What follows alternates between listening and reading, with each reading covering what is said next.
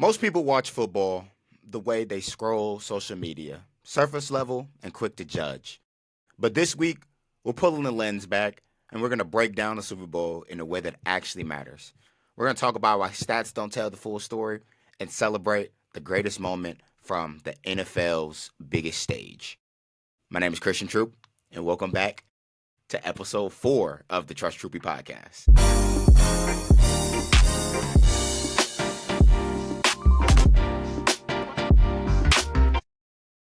Yo!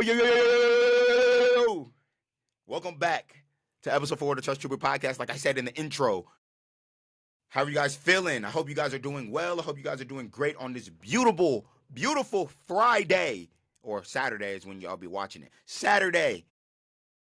I hope you guys are doing great. I hope you guys are doing well. And as always, you know we got a plug at the beginning of every episode. Make sure you watching all the episodes on YouTube, on Spotify, on Apple Podcasts, on the Trust Troop at the Trust Troupey Podcast. You know what I'm saying? Make sure you're following the TikTok. Make sure you're following the Instagram. You know what I'm saying, for clips and everything. Right? We're growing. About 700 followers on TikTok, on the new TikTok. You know what I'm saying? We're growing. Ever so slightly, we're growing, you know what I mean? But we got a lot to talk about today. Super Bowl is on Sunday. You know we're going to get into that. We're going to talk about some nitpicky things when it comes to stats, you know what I'm saying? Because I talk about it all the time. Stats don't matter in football. I like to watch that film, you know what I mean? And then we're going to talk about some greatest Super Bowl moments of all time, you know what I mean? We're going to get into some nitty gritty. And last but not least, we're going to get into some viewer questions. You know how the episodes work. You know how things go down, you know what I mean? But let's get straight into the Super Bowl preview. Let's talk a little bit about the teams. As you know, we got Patriots, Seahawks in the Super Bowl rematch of 10 years ago. Crazy how time repeats itself, right? Crazy how things repeat itself, right? And I'm not going to lie to you. I'm excited to see the matchup between the Seahawks defense and that Patriots offense, because Patriots offense is not one-dimensional. They have a whole bunch of things going for themselves. They have Kayshon Boutte. They have Stephon Diggs out on the outside, and then Drake May throwing the ball. But that's the thing. It's like they can rely on that run game too. They can rely on pounding the rock. They got Travion Henderson. You know what I'm saying? They have a great O-line. I'm excited to see that. But that Seahawks defense is no slouch. Man, that pass rush, elite. That defensive back core, elite. If you have Tariq Woolen and Devin Witherspoon in the same defense, there's not much you can say about the secondary. And then Nick Emmanuel. Oh my God. There's not a lot you can say about that secondary, man. That secondary is nice, man. So they gonna defend. Linebackers are great too. Yeah. That's gonna be the matchup of the day, man. But obviously, Sam Darnold redemption tour, and we all know what happened the first time. Whatever. A couple years ago, he saw a ghost against the Patriots and everything. You know what I mean?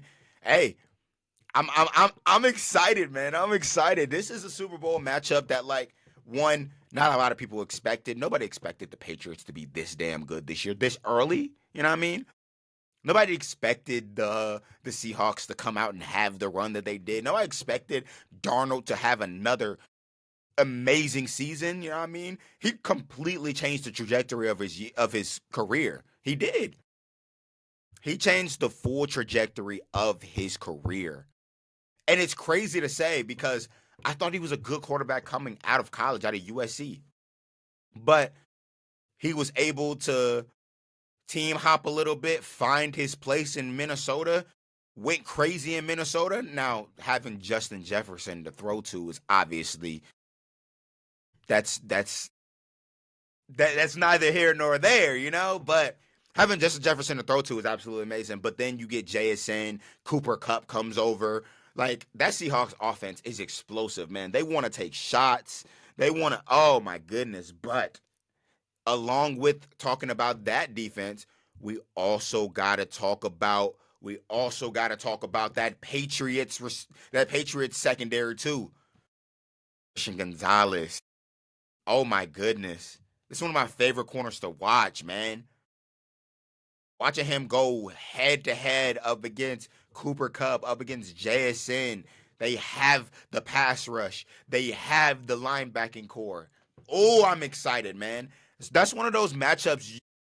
I'm gonna be salivating to watch that matchup. Pause. We gotta make sure we pause those, man. We gotta make sure we pause those. But Super Bowl matchup Sunday, Patriots versus Seahawks. They're in Cali. Who do I want to win this game? I not gonna lie to you. I would love to see Sam Darnold win a Super Bowl. And this is coming from somebody that's an avid USC hater. As a Notre Dame fan, I want to see Sam Darnold win a Super Bowl. I do. I want to see Sam Darnold revitalize his career. That's what I want to see. I want to see him revitalize his career. I want to see him rejuvenate his career because up to this point, he's been like a team hopper. He's been one of those that's like, here, we'll sign him, but like we don't have any expectations for him. You know what I mean? Backup quarterback role, right? I want to see him revitalize his career. And then not to mention that Seahawks team is too damn good to just deny out of nowhere, you know? So definitely rooting for the Seahawks, you know what I'm saying? And then it makes the NFC West look better. Y'all know I'm a Cardinals fan. Y'all know I'm a Cardinals fan, so it makes the NFC West look 10 times better. It makes them look damn good because 3 out of the 4 teams minus my Cardinals made the playoffs and made it far in the playoffs. I'm all for it. But let's talk scheme-wise. Let's talk things, X's and O's. You know what I mean? Got a very traditional spread offense when it comes to the Patriots, right? Drake May, he has a lot of options. He has a lot of things to do with that offense, and he has a lot of ways to go with the receivers that he has, and it's a lot of quick things. It's a lot of get your athletes out in space. It's a lot of, you know what I'm saying, play action shots, you know what I mean? But like in order to combat that, the Seahawks are gonna need to defend downfield first and foremost, which they do really well. They're gonna need to defend downfield, and they're gonna need to come up and tackle. They're gonna need to come up and tackle because listen, Drake May. I'm not gonna sit here and act like he's the greatest quarterback of all time. He's a great quarterback and he's done great things. You know, great quarterback done great things, but that offense doesn't necessarily run exactly through him, if that makes sense. You know what I mean? They pride themselves on a strong foundational run game. They want to run the football. They want to run the football. Let's get that straight. They want to run the football. They want to be able to pound the rock, and then they want to be able to take play action shots on top of that. But in the red zone, I've noticed a lot of them wanting to spread that ball around. They want to get things going in the pass game in the red zone. To which I understand it, I get it. But the Seahawks are going to need to come up and tackle. They're going to need to tackle in space. There's going to be times to where their corners are going to be forced to tackle. And honestly, as a Patriots fan, that's something that you gotta look at. Like, hey, maybe that's an advantage. You know what I mean? Because Woolen's a great tackler. Emmanuel is a great tackler. But what about everybody else? You know what I mean?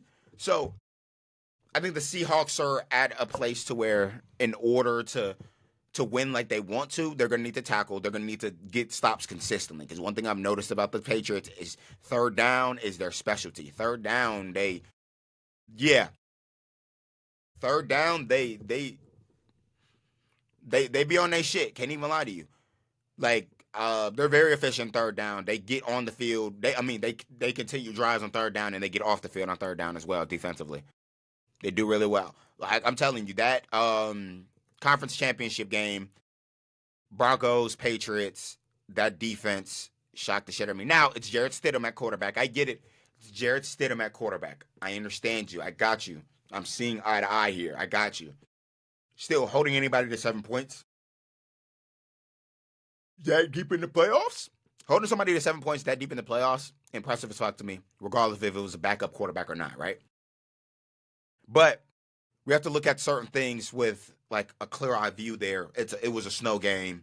There's a lot of things. There's a lot of extra things going on within the game if we're being completely honest. But very impressed with the Patriots defense. Very excited to see what they do against that high-powered Seahawks offense. Let's get into talk about them a little bit. Seahawks offense is one of the most explosive I've seen in a while, right? They remind me of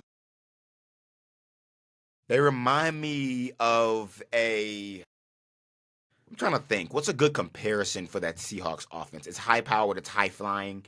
Um, I want to say it kind of reminds me of a 2018 Chiefs-esque, but they don't have that Tyreek Hill. They have Rashid Shaheed, obviously. He's great. But they don't have like that Tyreek Hill type of deep threat. But they have JSN, who he just won Offensive Player of the Year yesterday. Yeah, they have two former Offensive Player of the Years on their team with JSN and Cooper Kupp. And they get open. You know how they get. They get open, right? On top of that, they also have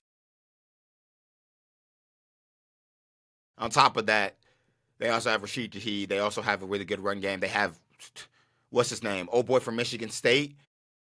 Why am I forgetting his name? My ball knowledge is off today. I apologize, guys. But him, Manungai, like they have oh my God, they have fucking pieces on that offense. And they get down the field efficiently as hell, man. They get down the field efficiently as hell. That's what I'm saying. That's why it's hard to root against the Seahawks this game. It's hard to say, hey, the Seahawks are just, the Seahawks are not going to win. No, I think the Seahawks will win this game. I think my score prediction for this game is Seahawks 28. No, I think it's going to be high scoring than that. I think Seahawks 35, Patriots 21. I think the Seahawks pull away at the end of the game. I think that's exactly what happens there, right? But I don't know. I'm getting the sense from people that this is a boring matchup. You know what I'm saying? The people I've talked to, you know what I'm saying? The people I've discussed with, they're like, nobody wants to see these two teams. You know what I mean?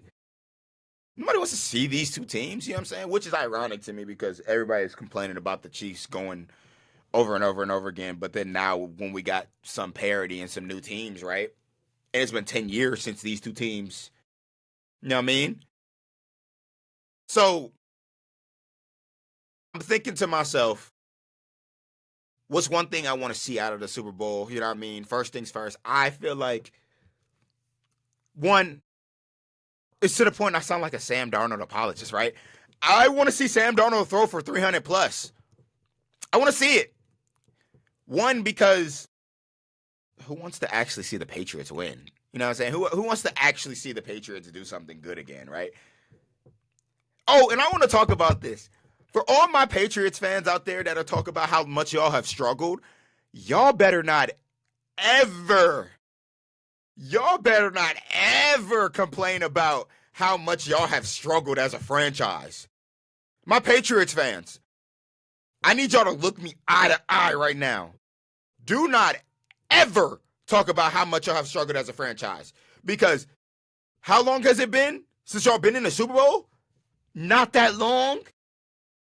I seen a couple of y'all that was complaining. Man, these last couple years have been so hard. For who? For who? Because as a Cardinals fan, I've struggled my whole fucking life. And yes, I chose this journey. Yes, I chose this for myself. From a young age, I said the Cardinals are my team and I'm going to stick beside them. But, it irks me so much. It irks me so much to sit there and see Patriots fans talk about how much they've suffered. Only thing y'all have suffered is winning too much. How ironic is it that you have the best quarterback of all time for a good majority of your franchise, right? And then, right after that, you have maybe a year or two with Mac Jones, and then you draft the next prodigy. How the fuck does that work? Come on, man. Draft the prodigy right after that, and y'all go straight back to winning. Straight back to winning. Not to mention, we already know how y'all front office is. Like y'all are going to get the sleeper players. Y'all are going to get the players that people passed up on, and they all somehow end up being good as fuck. Then you got Coach of the Year, Mr. Vrabel, right? Like, oh my God, bruh. it's one of those things that you just kind of look at and you're just like, oh my God. How do we sit there? How do we get to this point, right? How do we sit there? How do we get to this point to where we have fans complaining about winning? Mind you, they win this Super Bowl, then they'll have the most Super Bowls in NFL history, right? They'll have the most Super Bowls in NFL history. But we have people complaining. Are we serious right now? Patriots fans, I swear to God,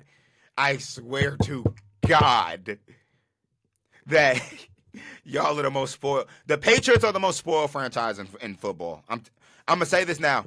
The Patriots are the most spoiled franchise in football. And it's not ridiculous to say that. The Patriots are the most spoiled franchise at football. They are the most spoiled franchise in football. How do you go from best, you know what I'm saying? Y'all go from best quarterback of all time to maybe 2 or 3 down years, right back into playoff contention, then maybe another 1 or 2 down years, then drafting the prodigy right back into the Super Bowl. Y'all are spoiled. Y'all are spoiled, man. Oh my God, y'all are spoiled. But like I said, I'm taking Seahawks. I want to see the Darnold redemption tour. I want to see Darnold do really well. I want to see Darnold. Yeah, I want to see Darnold revitalize his career. Especially after that see and go shit. Oh my God, they milked that shit for years, bro. And it's came back up this year, you know what I mean? Give me the Seahawks, 35-21. Let's move on to the next topic. I want to talk about this, right? Because oftentimes when watching football, whether you're an avid watcher, whether you're a casual watcher, it's easy to go look at stats and to determine somebody's value based on stats, right? It's easy to do it, right? It's easy for people to look at game and be like, this quarterback sucks. He only threw for 200, right? But then you go back and look at the game and it's like, okay, he threw for 200, but the run game was working too. You know what I mean? Everything else was. So this enters my claim. Stats don't tell the full story in football. Actually, fuck stats. If we're being realistic, sorry for my language, but fuck stats. Actually, like realistically, fuck stats. Because I'm the type of person, right? Me, myself, I might go look at the stats, but I need to see what happened. I need to see why these stats were this way, right? Stats never tell the full story. But you know what always tells the full story? That film. That eye in the sky never lies. Stats absolutely lie, though, right? And for all of y'all that are out there like, well, stats don't ever tell the full story. Because a quarterback can throw for 400, right? Cool. He threw for 400, right? That's all we're looking at. But then you looking at it, he threw the ball 75 times, right? These things matter, right? You know what I'm saying? And I'm not saying like, and it's one of the biggest things when it comes to the stats thing, right? Is like, for example, we use this as a quarterback when the run after catch shit. I think that's one of those broken stats that people fucking use to try to discredit a quarterback. Ain't that the whole point of a quarterback? Getting the ball to receivers in space? Ain't that the whole point? You can say it wasn't on him. He still got to get the ball out there, you know what I'm saying? It's still a timing thing. You know what I mean? That's why stats don't matter. I am a huge advocate for watching the film first, then looking at the stats and telling what... Because the film is going to tell you the story. Somebody got sacked 7 times, but then we're sitting there looking at it and it's like, oh, why'd he get sacked? And you're like, oh shit, the O-line fucking crumbled. The O-line folded under pressure. The O-line made it seem like that they couldn't block a soul, you know what I mean? Even stats for receivers, you know what I mean? You sit there and look at the stats for receivers. Oh, he had, what, 15 receptions? 105 yards, then you go back and look at the game and you're like, oh shit, he caught 75 hitches. You know what I mean? I'm always going to be an advocate for, let's watch the game first. You know what I mean? And I'm hoping that like the younger people watching me, you You know what I mean? I'm hoping the younger people watching me can take that away from me because I preach this a lot, especially on my TikTok. Go follow me on TikTok at Troupey Whoopie. But especially on TikTok, I preach a lot. Hey, let's watch film. Let's stop spewing narratives out there that we don't know about. Let's watch film. Let's break down what we see, right? Let's break down what we see. Let's break down what's there first, right? Rather than looking at a stat line and saying, you know what I'm saying? Like for example, I think the greatest thing that ever came out the stats argument was let's look back at 2024, right? Let's look at Ohio State versus Texas in the college football playoff in the 2024 playoffs, right? JJ, he didn't get targeted that game, right? He didn't get targeted that game. He barely, you know what I'm saying? He had like 35 yards on like 3 receptions or something like that, right? So people looked at the stats and automatically assumed, hey, JJ was getting doubled and tripled all game, right? Jeremiah Smith was getting doubled and tripled all game. Then you go back and watch the game and they was playing zone. They was playing, you know what I'm saying? They was playing a hybrid. They was playing 9. They was playing 6. They was playing 1. They like that was the thing about that Texas team is they was going to disguise coverages because they had a corner like Jahdae Barron that could follow people around, right? But they love playing zone. They love disguising man in zone. But people was running with the conclusion just because JJ didn't have a good game that, hey, he was getting double and triple team. And this is why I sit there and I say to myself, hey, like at some point, right? We have to look at all of this and be like, hey, can we actively watch the game without pulling up somebody's stats? You know what I'm saying? Because realistically, in a game, when you're watching a game live, nobody gives a flying fucker doodle about what the stats are. We're looking at a game and we're saying, hey, this guy is killing it because he's efficient out of his break. He's doing, you know what I'm saying? Stats are an after game thing. That's a post game thing.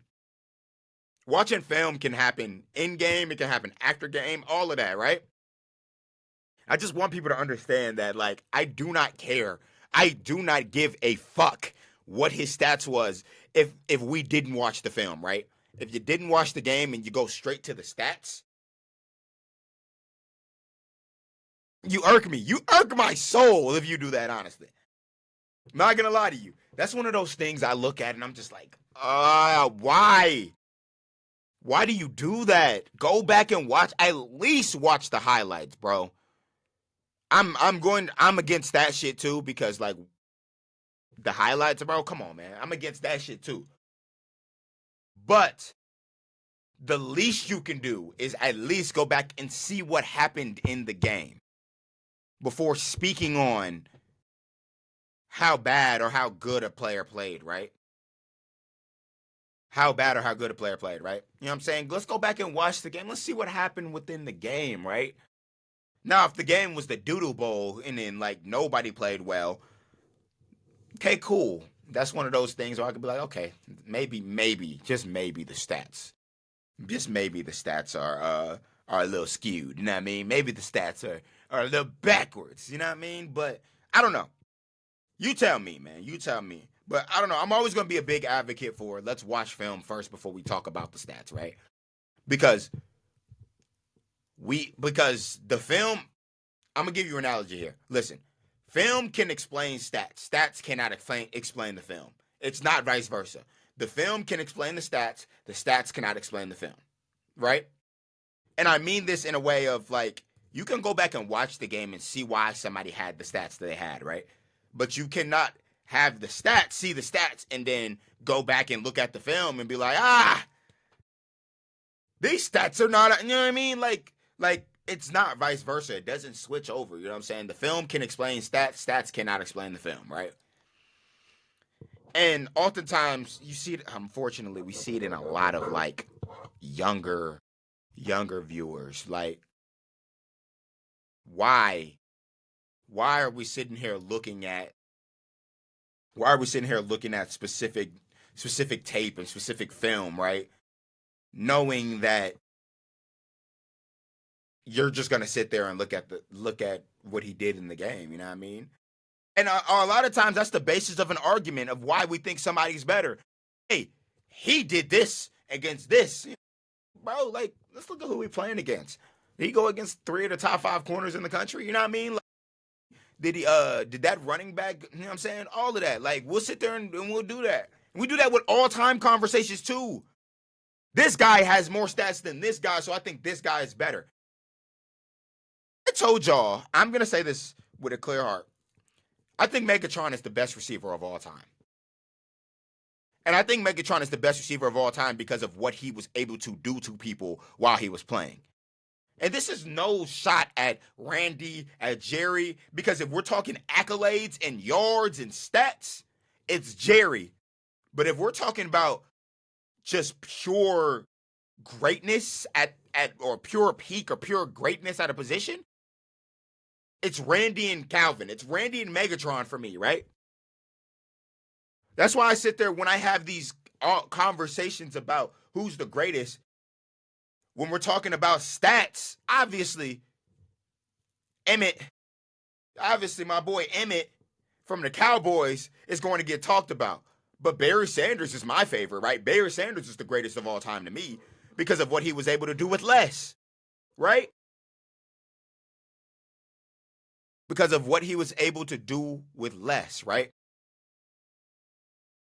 We do this all the time because obviously, but then we go back and look at the stats, right? We go back and look at the stats, and obviously Emmett has the most rushing yards of all. And Emmett has the most rushing yards of all time in the NFL, right?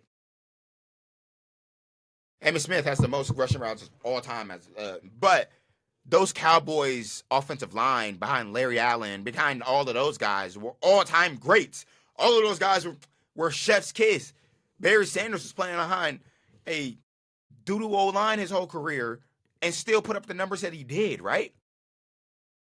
So I'm just thinking to myself, maybe, just maybe, right? Let's go back and watch what these players were doing because obviously it's easier to say, hey, yeah, these stats matter more. But then when we watch the game, it's just like, wait a minute. This player's better. You know what I mean? This player's better. Stats only mean so much, man. They only mean so much. But it's neither here nor there. I'm going to preach this shit to the choir. You know how I get. I'm going to preach this shit to the choir, right? Let's move on, bro. Let's move on. Because this next segment, I'm going to ramble a little bit, okay? I'm going to ramble a little bit. And this next segment is my shit, right? Because what's the greatest Super Bowl moment of all time? What's the greatest Super Bowl moment of all time, right? First thought that comes to my head, which is ironic, the Malcolm Butler interception. The Malcolm Butler interception, to me, is the greatest Super Bowl moment of all time, solely because of the complexity of what happened on that play. And that play, to this day, is shown as teach tape for corners, how to jump a slant, how to jump a pick play, right? How to navigate a pick play. On the goal line, y'all don't realize what he did in that moment wasn't just normal. That shit right there was legendary. It won them a Super Bowl. That shit was legendary, dog. Oh my God. I remember, dude, getting to college, getting to high school, they showed that play to this day. They showed that play to this day on the technique, the aggressiveness, the drive to go do that. That is those moments you look for as a football player. Those are the moments you live for. I'm going to go win the game with my ability. And it was a pick play, too. He had to run around all of that and went to go pick the ball off. Now, with that being said, the Seahawks should have ran the ball there. I'm going to be a big advocate there. But I'm also going to be a big advocate for the fact that that wasn't a bad play call. Wait a minute. Let's talk about it. That wasn't a bad play call. That Seahawks play on the goal line was not a bad play call, and I'm going to stand on that shit. Should they have ran the ball? Yes. Should they have ran the ball? Yes. When you have Marshawn Lynch in the backfield, you should have ran the ball. But I see where Pete Carroll was coming from. That's not a bad play call. 9 times out of 10, you're completing that pass. That one time was the one time that it wasn't going to happen, right? And it was fate. It was fate.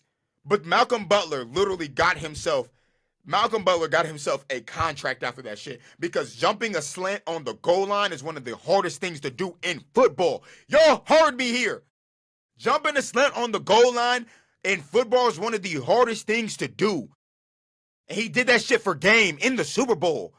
To me, as a corner, that's the greatest Super Bowl moment of all time. I don't care. Go talk to your mammy about that. I don't care. That's the greatest Super Bowl moment of all time to me, right? But there are other moments too, right? 28-3 comeback. Falcons, you sold it. You sold the lead. That's up there. The helmet catch is up there, right? Helmet catch is up there. What other moments we got, right? Oh my God. What Super Bowl was that with the where they were on the 1 yard line and dude tried to reach over and didn't get the touchdown? Was that the greatest show on turf? Was that the Rams Super Bowl in 99? That shit was fucking crazy. There's a multitude of kick returns. Jacoby Jones' kick return in 2012 is electric. Gilly Lock's interception to seal the game in the Super Bowl in 2018, electric. What else? Oh, what's his name? Shit. The Chiefs just the year before last year, right? The Chiefs overtime, drive the field, touchdown. Let's win this ball game, right? Iconic, right? The slaughter that the Eagles just did last year, iconic. But I'm sorry, to me, the greatest Super Bowl moment ever will forever be Malcolm Butler's interception. Forever will be Malcolm Butler's interception.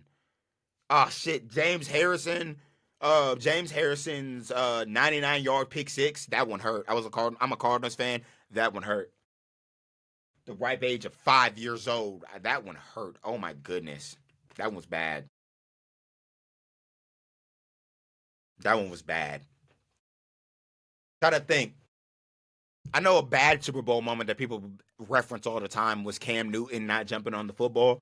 It's a one-score game, right? I don't think that hinders his career.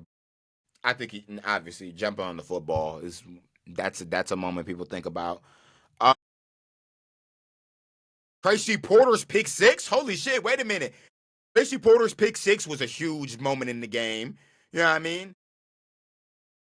I just remember watching that. I don't know what about that Super Bowl. That Super Bowl just feels like extra nostalgic to me. I just remember watching that, and I was just like, and I'm from Indianapolis. Everybody was hype about that Super Bowl, right?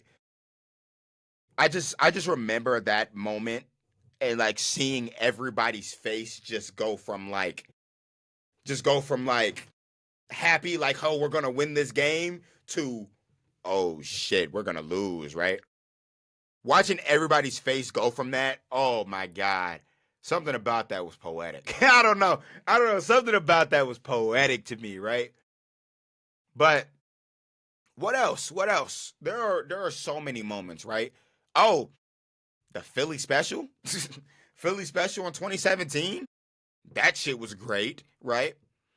Um, what else, man? There's so many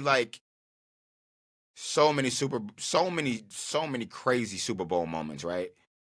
But I don't know. Maybe I'm biased. Maybe I'm one of those that I'm a corner. I'm a corner. I played corner my whole life. I love seeing corners make crazy plays. I just think it's hard not to say the Malcolm Butler interception, right? It's hard not to say the Tracy Porter pick six. It's hard not to say, I don't know. Like, it's hard not to say those things. It's hard not to say those, right? I don't know. What do y'all think? What do y'all think the greatest Super Bowl moment of all time is? What do y'all think it is? Right? So many great moments. There's so many great moments. But like, I don't know. Super Bowl is always a great time because it's that middle of the semester feeling. Everybody gets that just that Sunday to get together, eat great food, you know what I'm saying? Rotel dip, you know what I'm saying? Wings, pizza, chips, you know what I'm saying? Whatever y'all do, pigs in a blanket, meatballs, whatever, right? It's just, you know what I'm saying? It's a great surreal feeling, right? It's amazing, right? You gotta love it. You gotta love it. It's a great feeling, right? But I kind of want to talk about something, right? So on my TikTok the other day, we're gonna move on. On my TikTok the other day, I reacted to a video. I think it was yesterday. I reacted to a video, and I reacted to a post on Twitter, and it gave the top 25 best college football teams of all time. And I'm going to read out this list for y'all so y'all can see how atrocious this fucking list was. Okay. At number 1, they have 2019 LSU. Okay, cool. At number 2, they have 2025 Indiana. At number 3, they have 2018 Clemson. At number 4, they have 01 Miami. At that point in the list, throw the whole list away, right? Because what the fuck are we talking about, right? Then, at number 5, we have 2015 Alabama. At number 6, we have 2023 Michigan. At number 7, they had 2022 Georgia. At number 8, we have 71 Nebraska. And 05 Texas. 10, 2013 Florida State. At 11 was 2020 Bama. Are we dead ass right now? I'm starting, like, as you read through the list, it gets worse. I promise you it gets worse. So let me read the rest of the list. At number 12 is 08 Florida. At number 13 is 2014 Ohio State. At number 14 was 2016 Clemson. Okay, cool. At number 15 was 2021 Georgia. Statistically, one of the best defenses of all time. They had them at number 15. At number 16 was number 95 Nebraska. So, look. At some point, we have to sit there. We have to look at what people are saying. And we have to abolish them from ever talking football again. 95 Nebraska at 15. But unfortunately, it gets worse. 2010 Auburn at 18, right? No, my bad. At 17 is 2004 USC. At 18 is 2010 Auburn. At 19 was 2009 Bama. Okay. At 20 was 2000 Oklahoma. At 21, they have 1894 Yale. Yale was on the list. 22, 02 Ohio State. 23, 06 Boise State. At 24, we have 1945 Army. And at 24 was 1945 Army. And at 25 was 2004 Auburn. So let me point out the glaring things, the glaring problems with this list, right? The glaring problem with this list. First things first, 2025 IU isn't top 10. 2025 IU isn't a top 10 team of all time, right? There's no 2011 Bama on here. Cool. 2020 Bama is at 11. I think that's the second best, third best team in the whole universe of college football, right? 01 Miami not being at number 1 or number 2 is disingenuous. Actually, it makes the list fucking valid. You know what I'm saying? I'm taking any modern day team over 1894 Yale. The fact that Yale was put on this list makes me think that they're rage baiting, that this is troll. That they're trolling. They gotta be trolling, right? They have to be trolling. There's no fucking way that 94 Yale on here and in 1945 Army are weak. Some notable teams that, you know what I'm saying, 95 Nebraska not being in the top 10, disingenuous. 04 USC not being in the top 10, disingenuous. 2021 Georgia not being in the top 10, disingenuous, right?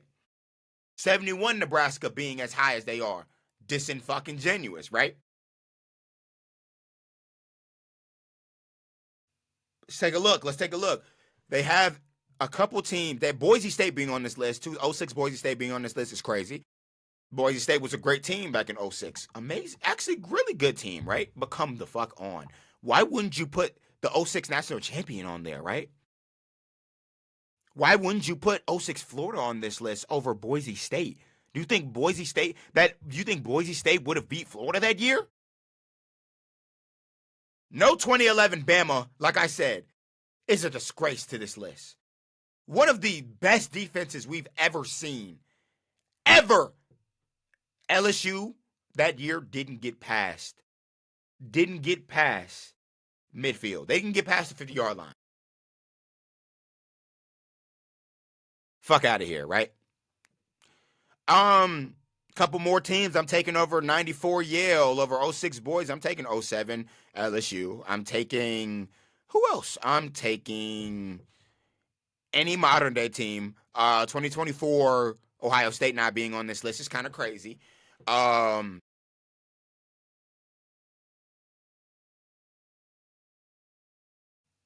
Yeah, nah, this is bad. Like I'm telling you, I looked at this list, right?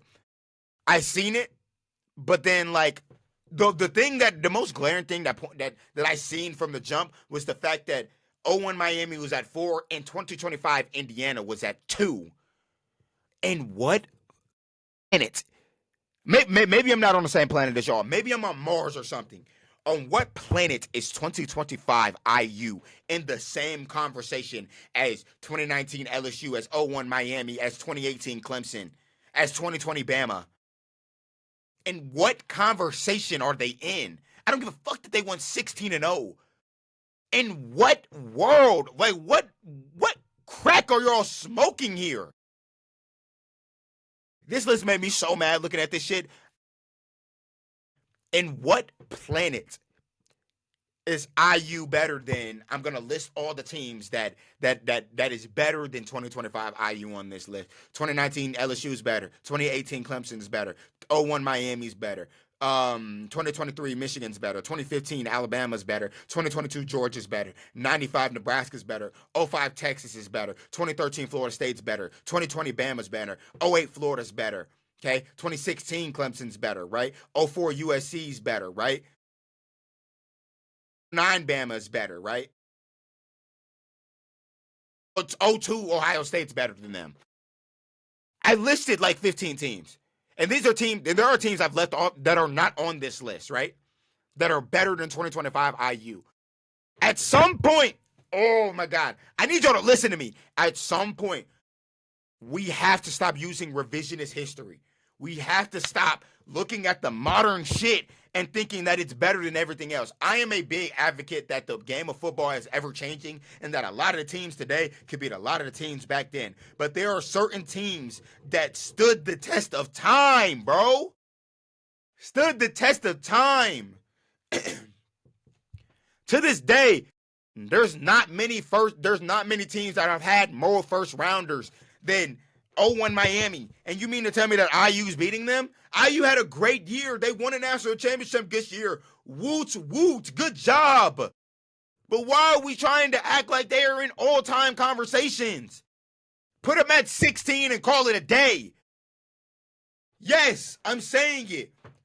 2025 IU isn't a top 15 team of all time. You heard me. I didn't stutter. I did not stutter once. There are teams that didn't win a national championship that I'm taking over IU. Come on, bruh. I'm taking 2024 Notre Dame over 2025 IU. Let's stop with the nonsense, bro. We do not have to overgas people's experiences with this team to acknowledge that they were a good football team this year. A great football team, in fact, this year.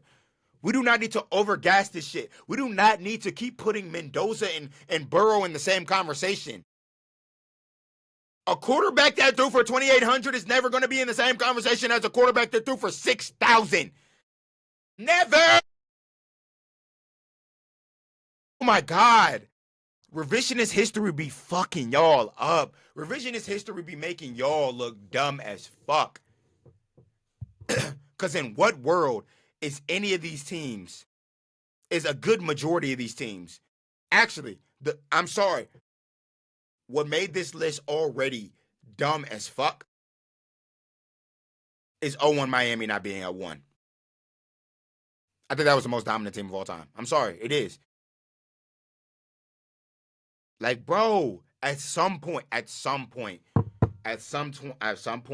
we will stop using revisionist history as a reason to oversaturate certain teams. At some point, we're going to look at certain things and we're going to be like, okay, maybe just maybe they were good for this year. Maybe just maybe they were good for this era. Maybe just maybe they had a great season. Like, golly, man. It's ridiculous. It is ridiculous, man. It is ridiculous how much we oversaturate certain things, man. Ridiculous, bro.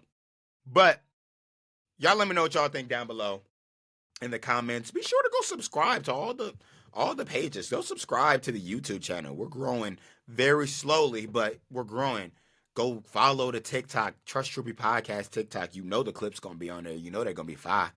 You know what I'm saying? I'm going to start adding some extra elements to them and everything, right? You know they're going to be fire. You know they're going to be fire, right? You know what I'm saying? Go subscribe to the podcast pages on Spotify and Apple Podcasts at Trust Troupey Podcast. You know what I'm saying? Go leave a comment. Go give it 5 stars. I plan to do this for a good time, not a long time. I'm fucking with you. I plan to do this for a long time. I want this to grow. I genuinely do, right? So, boom. But everybody's favorite segment of these podcasts. Let's do some viewer questions. Boom. First things first. What do you prefer? A zone or a man scheme as a corner? I'm not going to lie to you. I love playing zone coverage because it allows me to use not only my IQ, but my ranginess as a corner. You know what I'm saying?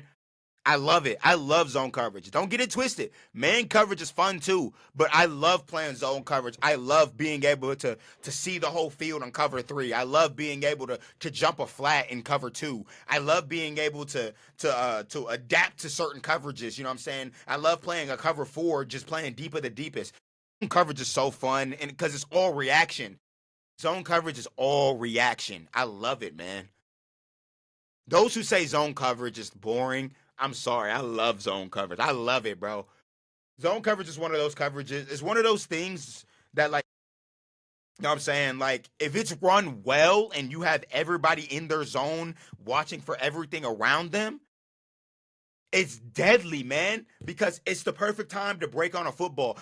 I say this all the time. Zone coverage is not the time to just sit back and just sit in your zone. No, it's reaction. You see somebody coming in your zone, you need to see that crosser coming across the field. You need to see somebody coming out of here. You need to see all of that. If you see that shit, pick Central. I love zone coverage, man. It allows you to play your best football. It allows you to play loose. Man coverage, you gotta be technically sound. You have to be able to move your feet. You have to be able to be ready. You know what I'm saying? I love man coverage too, though. But I definitely prefer a zone scheme over a man scheme. But it's good to play a mixture of both. Realistically, a good football team is going to play a good 50-50 split of zone and man, right? A good football team is going to play a good 50-48. You know what I'm saying? A good 45-55. You know what I'm saying? They're going to play a good split of zone coverage and man coverage, right? But that's a great question, though, right? Who are you taking all time? J.J. Watt, or Ray Lewis? Ooh, man. Hold on. It's hard to go against Ray Lewis because Ray Lewis is the best linebacker of all time. As long as we can agree that Ray Lewis is the best linebacker of all time, it's hard to go against him, right? But J.J. Watt is easily one of the best defensive players of all time. He's up there. Like, him and Aaron Donald are right there, right? But what JJ was doing at the time was amazing. But Ray Lewis is the best of all time at his position. You know what I'm saying? He was smart. He was aggressive. He was physical. You know what I'm saying? He came downhill. He did everything. He played coverage. You know what I'm saying? It's Ray Lewis. It's Ray Lewis. It's Ray Lewis. We gotta call a spade a spade. It's Ray Lewis. I'm taking Ray Lewis over J.J. Watt. I don't mean for that question to be super saturated, but like it's Ray Lewis, right? Cool. Right? Okay, boom.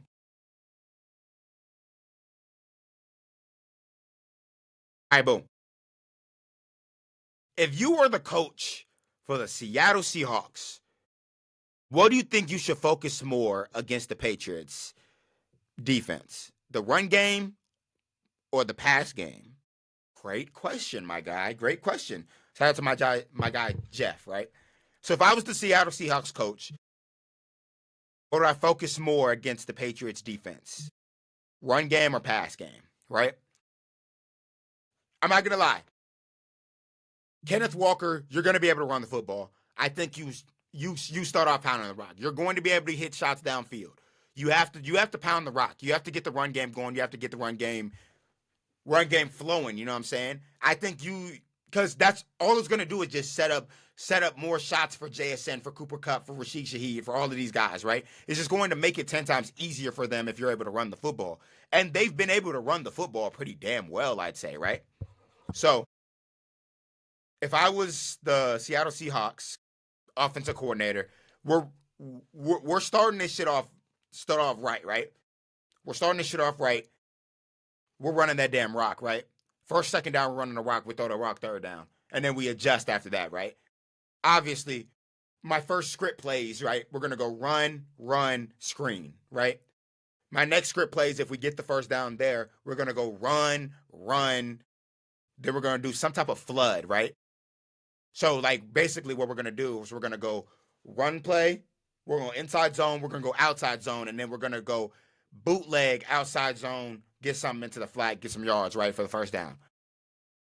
I think establishing the run game for both of these teams is going to be key. So, obviously, as an offensive coordinator, your first thought should always be, let's get the run game going. Let's see how we can attack the defense with the run game, right?